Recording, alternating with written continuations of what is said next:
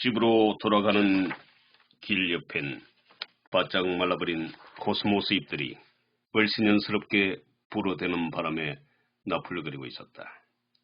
꽃샘도 말라버렸을 꽃잎에 하얀 나비 한 마리가 꽃잎에 앉아 힘없이 날개를 퍼덕이며 앉아 있었다. 꽃도 시들고 아파트 화단에 한 그루 횡댕그릉하게 심어져 있던 은행나무에서도 노란 잎이 시들어 반쯤은 떨어져 나무 주변에서 굴러다니고 있었다. 미나는 현기증을 느끼며 하늘을 바라보았다. 희뿌연 하늘에서 금방 사랑눈이 내릴 것 같은 우중충한 날씨였다.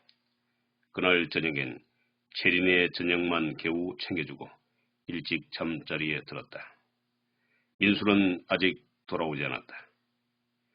밤이 가고 아침이 되었을 때 민수도 직장으로 가고 체린도 학교에 가고 난 뒤 소파에 앉아 미나는 또 한 번 분노와 배신감에 치를 들어야 했다. 미나는 아직도 어떻게 해야 할지 몰라 망설이고 있었다. 처음으로 남편이 바람을 피운다는 직감을 했던 이후 아직까지 그런 상황이 온다면 어떻게 해야겠다는 생각도 해본 적이 없었다. 항상 마음속에선 오랜만에 만났다는 그 여자가 그냥 단순한 운동 파트너이길 바랬다. 제발 그러기만 결했다. 그런데 지금 흘러가고 있는 모든 정황이 엉망이 되어버렸다. 기대가 한꺼번에 무너져버렸고 아직 마음이 준비가 되지 않아 점점 생각은 많아지고 머리는 점점 복잡해지고 있었다. 머릿속으로 다시 이물감이 기어다니듯이 찌뿌드드하게 아파왔고 미나는 몸져 누워버렸다. 점심시간이 지난 오후 2시경에 나영으로부터 전화가 왔다. 지금 집 앞에서 기다리고 있으니 빨리 나오라고 했다. 미나는 대충 세수를 하고 부스스한 머리를 빗고 집을 나섰다. 하늘에서 내려 쬐는 햇볕으로 잠시 눈살이 찌푸러졌다. 날은 화창하게 맑아 있었지만 마음만은 왠지 모를 엄산함이 스며왔다. 미나와 나영을 태운 택시는 달렸다. 그러다 나영이 세우라는 곳에 정차를 하였고 나영은 미나를 부축하듯이 팔짱을 끼고 내렸다. 7층이나 되어 보이는 빌딩이 있었고 그 여자가 운영한다는 레스토랑은 건물의 꼭대기에 있었다. 엘리베이터를 타고 올라갔다. 그때까지도 미나와 나영은 한마디도 하지 않았다. 두 사람 모두에게 어두운 침묵만이 자리를 잡았다. 레스토랑은 대번 보기에도 화려한 실내 장식으로 고급스러웠다. 미나와 나영은 널따란 레스토랑 한쪽 구석으로 들어가 자리를 잡았다. 말수간 정장한 웨이터가 그들의 곁으로 다가왔다. 어서 오십시오. 조벌이 제 말을 끝내기도 전에 나영이 말을 했다. 사장님이세요? 어떤 사장님을 찾으시는지. 사장이 몇 명이라도 되는가요? 여사장 말이지. 아, 예. 어떻게 되시는지요?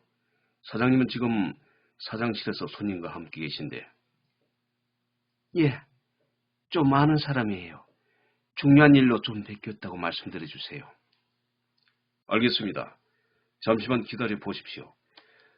종업원이 레스토랑 안쪽에 있다는 사장실로 가버리자 미나는 마음이 점점 심란해져 왔다. 만나서 어떤 말을 해야 하나. 여태껏 살아오면서 누구와도 심하게 다투거나 싸워본 적도 없었다. 미나보다는 세상을 좀 더 파란을 겪었을 법한 나영이 하는 대로 내어버려 두기도 왠지 찜찜하다. 자칫 이 일을 계기로 더욱더 자신에게 닥쳐올 인생의 찬바람을 고스란히 맞을 수도 있다. 그러나 그냥 이대로 방치하면 더욱 거센 바람이 인생에 불어닥칠 수도 있다. 그것이 두려운 것이다. 종업원이 가고 나서도 한참의 시간이 지났어야 여사장이라는 사람이 나타났다. 미나가 얼른 보기에도 상당히 고혹적으로 생긴 여자였다. 곱게 자라기만 한 미나와는 비교가 되지 않은 강한 여자의 기운이 그녀의 얼굴에 고스란히 묻어있다. 그 얼굴 너머에는 미나보다는 훨씬 많은 곡절이 담겨있을 것 같은 얼굴을 가진 여자였다. 순간 미나는 더욱 현기증이 나려고 했다. 어디선가 얼굴을 한 번쯤은 대면한 것 같기도 한 얼굴이었다. 여자는 걸음걸이에서도 상당히 자신감이 넘쳐 흘렸다. 종업원의 안내에 따라 당당히 걸어와 미나와 나영의 앞에 앉았다. 금방 분위기를 압도할 것 같은 위화감에 미나는 주눅이 들그만 같아. 어떻게 오셨는지. 자리에 앉자마자 그녀는 그렇게 말하며 미나와 나영을 바라보았다. 그러면서 미나의 얼굴을 보더니 순간적으로 붉은색으로 변해갔다. 길게 말하지 않겠어요. 지금 저희들이 어떻게 왔는지 말하기 전에 묻고 싶어요. 댁은 지금 한 가정을 파괴할 수 있는 심각한 불륜을 저지르고 있다는 사실을 알고 있기는 한 거예요? 아니면 유부남과 어떻게 그렇게? 나영이 그렇게 말하고 미나는 옆에서 말문을 아예 닫은 채 앉아 있었다. 아, 무슨 일로 오신 손님인 줄 알겠군요. 그렇다면 박민수 씨 일로 오셨군요. 여자는 의외로 먼저 알아차리고 순순히 나왔다. 오히려 담담해 보였다. 그렇다면 박민수 씨가 유부남이라는 것도 알고 있겠군요. 네, 물론 압니다. 박민수 씨의 결혼식에도 참석했는데 그걸 모른다고 잡아떼지 않겠어요. 물론 결혼식장 밖에서 쓰라린 눈물만 쏟아내다 힘겨운 발걸음으로 돌아왔지만. 그녀가 그렇게 말하자 미나는 머리가 점점 복잡해져 갔다.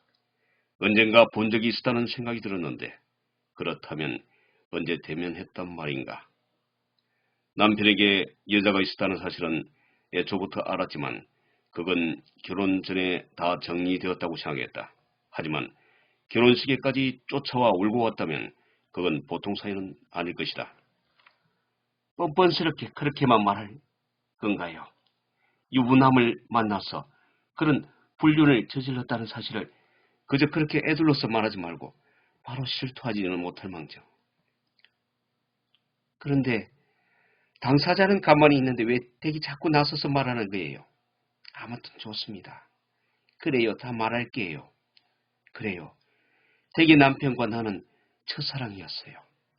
그리고 최근에 우연한 기회에 만났다 몇 번 뜨거운 관계를 가졌다는 건 부인하지 않겠어요. 그러나 분명히 말씀드리고 싶은 건 사랑은 아니에요. 매달리고 애원하고 하는 그런 사랑은 아니니 지금이라도 댁이 따뜻하게 남편을 감사하나 남편을 가정으로 불러들인다면 일부러 남편을 만나고 하는 그런 일은 없을 거예요. 그 여자가 그렇게 말을 하는 동안 미나는 몸서리 치도록 전율이 이런 걸 느꼈다. 당사자인 그녀가 모든 사실을 부인해 주기를 바랬다.